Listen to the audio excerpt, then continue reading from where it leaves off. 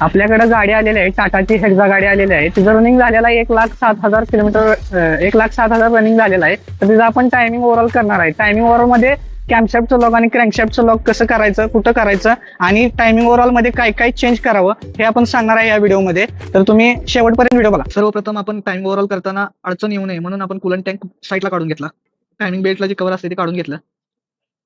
कॅमशॅफ्ट sensor काढून घेतला, कारण आपल्याला कॅमशॅफ्ट सेन्सर लॉक करायचा असतो, त्यामुळे कॅमशॅफ्ट सेन्सर काढून घेतला. अल्टरनेटर आणि पॉवर स्टीअरिंग पंपाचा व्ही बेल्ट काढून घेतला. तर तुम्ही बघू शकता ऑइल फिल्टरच्या खाली बरोबर एक छिद्र दिसतंय, त्यात आपण क्रँक लॉक करतो. तर तुम्ही 10ची अॅलन की घेऊ शकता, तुमच्याकडे स्पेशल टूल नसेल तर 10ची अॅलन की घेऊ शकता आणि तिथं दाबून धरायची. दाबून धरल्यानंतर पुढे जो व्हिडिओमध्ये दाबल्याप्रमाणे जो पुली आहे त्याला 24चा बोल्ट असतो, त्याला रॅचिट आणि 24चा बॉक्स लावून तुम्ही फिरवत राहा आणि फिरवत राहिल्यानंतर शेवटी एक राऊंड घेतल्यानंतर इथं लॉक होतंय.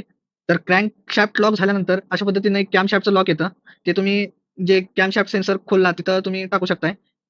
कॅमशॅफ्ट सेन्सरचं बघू शकता, जे छिद्र आहे ना तिथं एक टीप दिसते तुम्हाला कॅमशॅफ्टची,